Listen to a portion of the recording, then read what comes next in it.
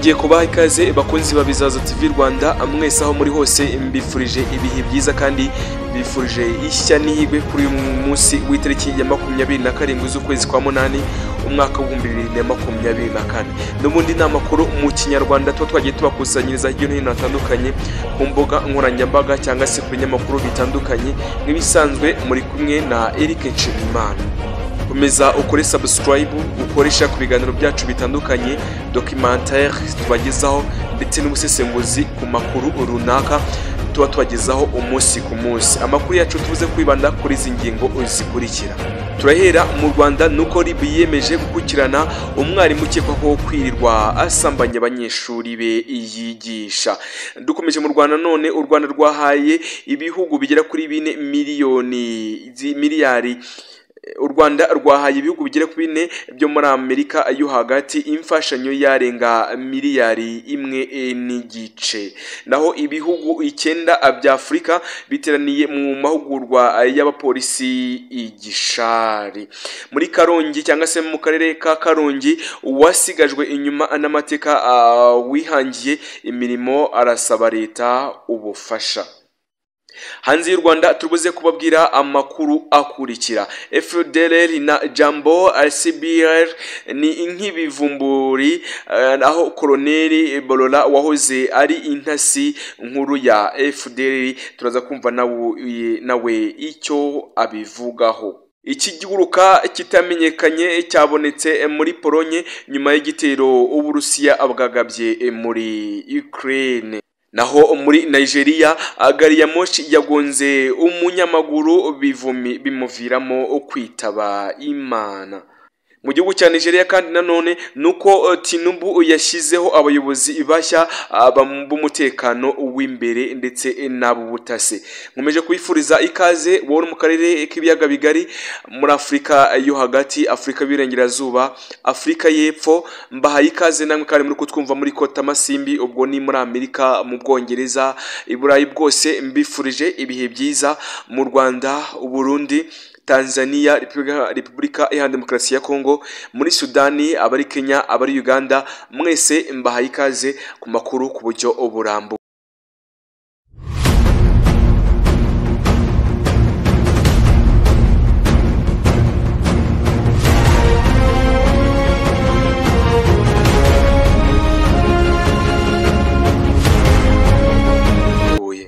Abanyeshuri barerera ku rwunge rw'amashuri rwa Murima rwo mu murenge wa Muganza mu karere ka Rusizi bagaragaje ko hari umwarimu wigisha kuri iri shuri umaze igihe asambanya abanyeshuri yigisha, nyamara akaba yarabuze igikurikirana. Ikibazo cy'uyu mwarimu witwa Bukuru Aloni cyagaragajwe ku wa mbere tariki ya 23 Kanama ubwo urwego rw'igihugu rw'ubugenzacyaha RIB urwari mu karere ka Rusizi aho rwatangiriye ubukangurambaga bugamije gukumira ibyaha by'ihohoterwa rishingiye ku gitsina n'ibindi byaha byibasira urubyiruko. N'iki gikorwa kandi cyatangiwe mu mudugudu wa Gatuzo mu kagari ka Gakoni mu murenge wa Mugonza, cyitabirwa n'inzego zitandukanye zirimo n'izibanze ndetse na polisi. Vice Perezida wa komite inyobozi y'ababyeyi kandi barerera muri ishuri rya Murira ni witwa Ntirumenywa Olivier yagaragarije RIB ko uwo mwarimu Bukuru amaze igihe asambanya abanyeshuri yigisha, ndetse hakaba hari n'uwo yigeze gutera inda, nyamara hakaba harabuze umukurikirana. Uyu mubyeyi kandi mu izina ry'abagenzi be yagize ati hari ikibazo cya mwarimu Bukuru Aroni uvugaho gusambanya abana, ndetse bikaba byaraje kugaragara umunyeshuri umukobwa wari ugeze mu mwaka wa 3 bigaragara ko yasambanyijwe akamutera inda, ndetse binagera ku rwego rwo gukuramo iyo nda. Uyu mubyeyi kandi yasobanuye ko kuva muri Gicurasi uyu mwaka ubwo uyu murezi yafashaga uwo munyeshuri gukuramo iyo nda yese aburirwa irengero mu gihe cy'amezi 2 n'iminsi 19, biba ngombwa ko ubuyobozi bw'ishuri yigishagaho bwandikira akarere bikomenyesha ko yataye akazi nta mpamvu, ko nako hagati tukwandikira ibaruwa imuhagarika by'agateganyo. Iki kandi akomeza avuga ko mu gihe uriya mwarimu yamaze yarabuze bakeka ko yarimo akorana n'abamisiyoneri misiyoneri bo kumuhunza n'umuryango w'uwo mwana w'umukobwa ndetse n'uwo mukobwa kuko ku wa 4 Gicurasi umwana yemewe ko yatewe inda na bukuru Aroni ndetse akanamufasha kuyikuramo. Nyuma uwo mwarimu ubukuru yaje gufatirwa mu karere aho yarari yagiye kwisobanura ku mpamvu y'ihagarikwa ry'akazi ashyikirizwa ubugenzacyaha nabwo bwaje kumushyikiriza ubugenzacyaha gusa nyuma y'igihe gito aza kurekurwa mu buryo butasobanutse. Birumenyerwa kandi mu izina ry'ababyeyi bagenzi be yagaragaje ribu batumva uburyo ikoramo iperereza bijyanye no kuba ubwo bukuru yatambwaga muri yombi ntacyo ubuyobozi bw'ishuri bwigeze bubazwa. Dukomeje inkuru kandi yavuze ko usibye uriya munyeshuri hari na bagenzi be batatu nabo batwite inda bikekwa ko baba baratewe inda na bukuru. Ibyo aheraho asaba ubufasha bijyanye no kuba hari abandi bana b'ikigo gishobora kuba batakariza ubuzima n'uyu mwarimu. Umukozi kandi mu ishami rishinzwe gukumira ibyaha n'ubushakashatsi muri RIB Ntirenganya Jean Claude yijeje abaturage ko uru rwego rugiye gushakisha umurongo ikibazo cy'uriya mwarimu.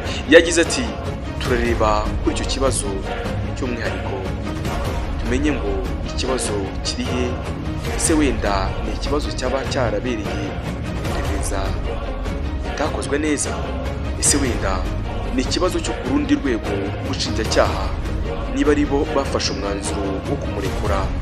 Ibyo byose turaza kubireba, niba hari aho ibyapfiriye birakosoka. Icyaha cyo gusambanya umwana ntabwo gisaza, ibimenyetso bishobora kuba bitabonetse uyu munsi ejo bikaboneka, kandi n'ubundi wakoze icyaha azakiryozwa. RIB kandi yibukije ko nta kiguzi icyo ari cyo cyose gishobora gutuma uwasambanyije umwana adahanwa, ndetse ibihano bikaba bigera ku wagize uruhare mu gushyikiriza kiriya cyaha. Ni icyaha kandi urwego ruvuga kandi ko rugira ingaruka mbi haba wagikorewe ushobora guterwa inda itateganyijwe ndetse n'indwara zinjira mu gihe wasambanyijwe ku ngufu ndetse n'umuryango ugirwaho indwara. Muri rusange itegeko riteganya ibyaha n'ibihano, riteganya ko uwahungabanyijwe n'urukiko cyangwa se wahamijwe n'urukiko icyaha cyo gusambanya umwana ahanishwa igifungo kitari munsi y'imyaka 20 ariko kitarenze imyaka 25 gusa. Iyo gusambanya umwana byakorewe umwana uri munsi y'imyaka 14 igihano kiba igifungo cya burundu kidashobora kugabanywa cyangwa se kubera impamvu nyoroshyacyaha. Iki gihano kandi gishobora no kuba mu gihe uwasambanyijwe yandujwe uburwayi budakira cyangwa se bikamusigira ubumuga runaka.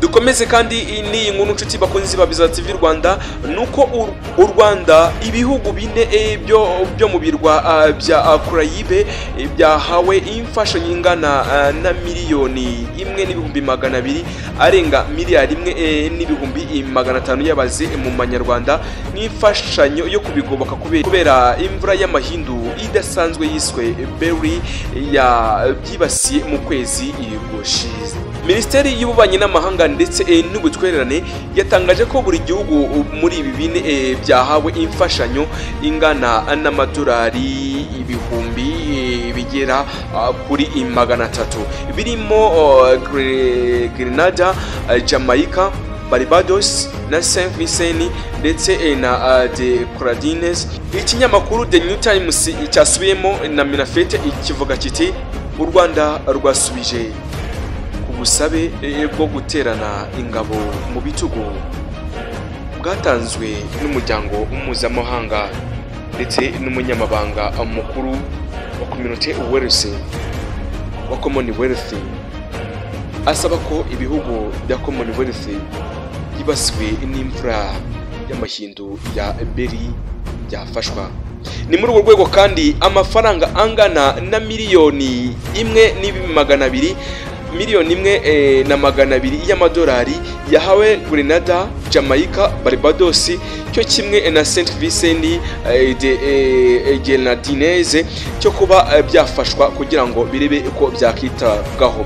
Imfashanyo yo u Rwanda rwahaye buriya bihugu ije ikurikirana kandi itoni ibihumbi 2 z'ibigori rwahaye ibihugu bya Zambia ndetse na Zimbabwe kugira ngo bikomeje kwifashishwa mu mapfa ari kubera muri biriya bihugu.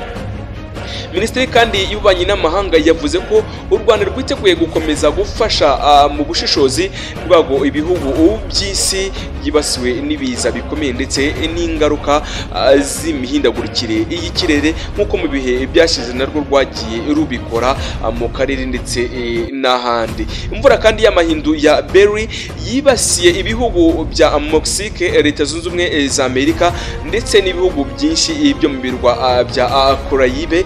Iyi mvura kandi yarimo umuyaga ufite umuvuduko wa kilometero zibarirwa muri 200 ku isaha, ryatwaye ubuzima bw'abatari bake, inangiza kandi imitungo ifite agaciro kabarirwa muri za miliyari z'amadolari y'Amerika. Berry kandi ifatwa nk'imwe mu nkubi z'umuyaga zikomeye zibasiye kiriya gice kuva mu mwaka wa 2007 ubwo yibasirwa n'indi hamwe n'izina rya n'indi miyaga yahawe izina rya Komeje amakuru yacu ku buryo burambuye. Nyiransengimana Agnes ni umuturage wo mu karere ka Karongi, umurenge wa Mubuga ho mu kagari ka Murangara, avuga ko yavanye amaboko mu mufuka akemeza kuva ku kubumba inkono nk'uko bagenzi be basagajwe inyuma n'amateka bakibikora. Atangira ububumbyi bujyanye n'igihe bwo kubumba amavazi ashyiramo indabo, ariko akaba akomeje kugurwa no kubona ibumba cyangwa se icyo bita ngo ni inganzo.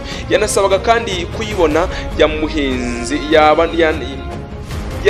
yanabasha kuyibona akayibona yamuhenze, akabura isoko, ariho ahera asaba ubuyobozi kuba bwamufasha.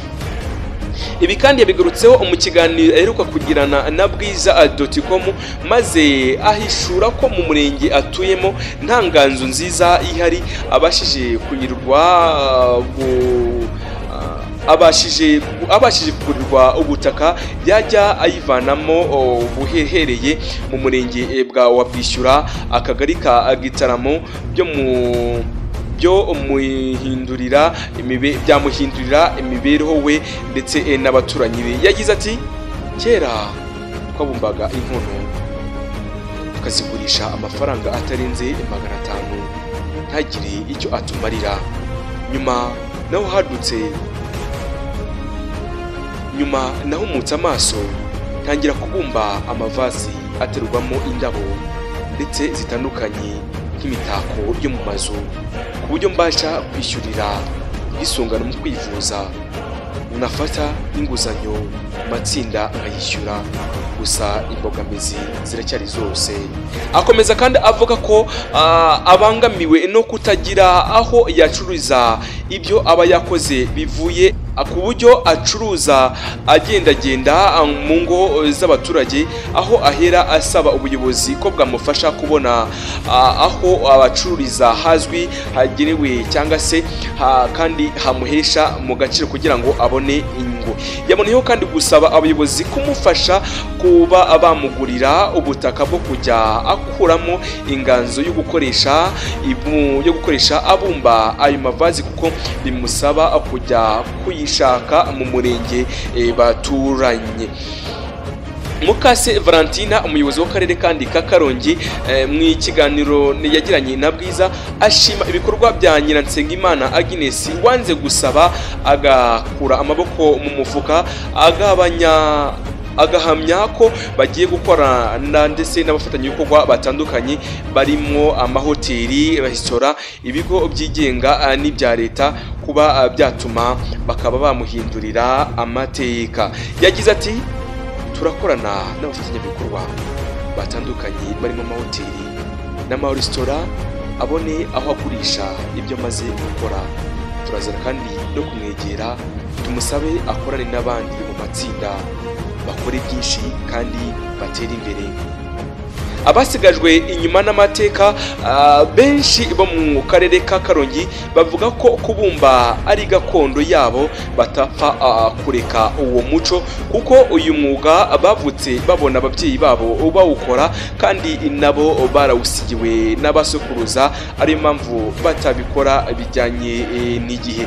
Abenshi kandi mu basigajwe inyuma n'amateka usanga ibyo babumba byiganjemo inkono zo gutekamo ndetse n'imiti n'ibindi, aho inkono imwe bayigurisha amafaranga 200 atakijyanye n'igiciro kiri ku isoko, ndetse kandi bugarijwe n'imbogamizi yo kubona ibumba ndetse naho ribonetse usanga rihenze. Reka tunyarukire ku nkuru ziri kuvurwa hanze y'u Rwanda.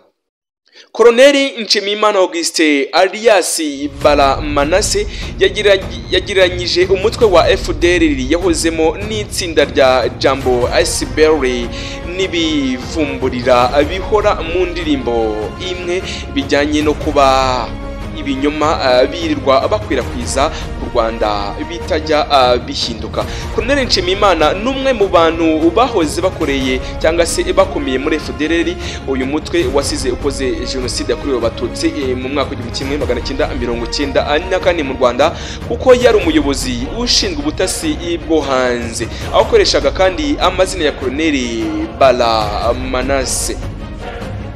Yatawe muri yombi n'ingabo za Repubulika Iharanira Demokarasi ya Kongo FARDC mu mwaka wa 2024 ubwo zamufatiraga muri Kiliziya mbere yo gushyikirizwa u Rwanda rwahise rumuha amasomo amusubiza mu buzima busanzwe. Nyuma yo kurangiza aya masomo kandi yoherejwe i Mutobo mu karere ka Musanze, kuri ubu yatangije gufatanya n'abandi batura Rwanda gukora ibikorwa biteza imbere igihugu, ndetse no kuri ubu numwe mu bakurikiye imirimo yo kubaka umudugudu w'icyerekezo wa Cyahafi mu karere ka Nyarugenge. Uyu musirikare kandi wazanwe mu Rwanda nyuma yo gufatwa azi ko azicwa, mu kiganiro yagiranye na Bwiza TV yavuze ko kuba yarahawe ziriya byerekana ko yamaze kuba umunyarwanda nk'abandi. Ati turi kubaka umudugudu w'icyerekezo hariya muri Cyahafi, kandi biri mu bintu byatumye numva mbaye umunyarwanda nyamunyarwanda. Nagiye mbona baramamagaye bansaba kwitaba muri Kacyiru, ngezeyo nsanga n'akazi bagiye kuma. Abo twahahuriye nabo n'abandi bose barahagaritse jenoside, bahabwa inshingano nk'izo nanjye mfite. Ibyo ubwabyo mu mitima byahise binyumuza bya bindi twigwamo tubeshya ko nta bumwe ubwigenge buri mu gihugu. Koloneli kandi Nshimiyimana avuga ko usibye kugira amahirwe yo kutabwa muri yombi akorehorezwa mu Rwanda, yanabashije kuboneraho Perezida Paul Kagame, FDLR ndetse n'abarimo. Jambo kandi SBR igizwe n'abana bakomoka ku bagize uruhare muri jenoside yakorewe abatutsi bari bamaze igihe barwanira ibihuha cyangwa se bakwirakwiza ibihuha by'uko mu Rwanda atakiriho. Avuga kandi FDLR na Jambo SBR bamaze igihe bafite imikoranire ndetse n'ibihuha uriya mutwe wirirwa ukwirakwiza ku Rwanda. Ibyinshi muri byo bicuruzwa muri Brussels, aho bagize iririya tsinda bibera. Umusirikare kandi akomeza avuga ko Perezida Paul Kagame yamubanye muri Nyakanga uyu mwaka ubwo yarari Musanze na Rubavu mu bikorwa byo kwiyamamaza, agasanga ari umusirimu kandi ukunzwe n'abaturage bose bitandukanye n'ibyo FDLR yirirwa ibeshya ndetse igenda isakuma hirya no hino. Hejuru y'ibyo kandi avuga ko yishimira kuba igihugu gikomeje gutera imbere mu nzego zose z'ubuzima bwabyo, by'umwihariko ibikorwa remezo. Kuba Koloneli Bola, FDLR na Jambo SBR birirwa bavuga ko ku mbuga nkoranyambaga n'intero nk'iya cya kivumburi cyangwa se ikivumburi rero gikunda kugenda mu ndabo zishyirwamo n'amashaza. Indirimbo cyatangiye kivubuka na n'ubu niyo kiririmba. Abo rero ba Jambo na FDLR birirwa mu ndirimbo itarangira kandi bashaka bayireka bakaza gufatanya n'abandi mu iterambere ry'igihugu. Colonel Nshimiyimana avuga kandi ko kuri ubu FDLR imaze igihe ikwirakwiza ibihuha ku Rwanda inizeza abayirimo ibitangaza by'uko Imana yabahaye isezerano ry'uko izafata u Rwanda, biri mu bituma abayigize birwa babundabunda mu mashyamba ya Kongo. Kunzi wa Biza TV ikereka dusoze kuri iyi nkuru n'ubundi ivurwa hanze y'u Rwanda. Muri Nigeria nuko gari ya moshi yagonze umunyamaguru bimuviramo urupfu ako kanya. Ku mugoroba kuri uyu wa mbere tariki 26 Kanama mwaka 2024 humvikanye inkuru y'impanuka idasanzwe aho umunyamaguru utamenyekane yagonzwe na gari ya moshi bakamusanga yangiritse bikomeye ndetse yanapfuye. Iyi mpanuka kandi yabereye mu gace kitwa Oshadi gaherereye muri leta ya Lagos ho mu gihugu cya Nigeria. Ababonye iyi mpanuka kandi bavuga ko umugabo yarari kugendera mu nzira ya gari ya moshi. Iperereza kandi ryibanze ryagaragaje ko ubwo ya gari ya moshi yazaga iri kugendera ku muvuduko wo hejuru cyane yamusanze mu muhanda wayo hanyuma imunyura hejuru iramwangiza bikomeye. Urwego rushinzwe ubutasi muri Nigeria rwahise ruhagera rukusanya bimwe mu bice by'umubiri wa nyakwigendera bikaba byamaze kujyanwa mu buruhukiro ku bitaro muri rusange. Ntabwo nasoza aya makuru ntababwiye ngo mukomeze kuri subscribe, mukomeze mukoresha ku biganiro byacu tubagezaho bya buri munsi, amakuru agenda aceracera ku binyamakuru bitandukanye yaba BBC, Gahuza Miryango, Ijwi ry'Amerika, igihe.com, bwiza.com. Aya makuru ni namwe mwagenda mukayasoma, ariko komeza udutera inkunga. Nitwa Eric Nshimiyimana, ntindi nguza naho ubutaha.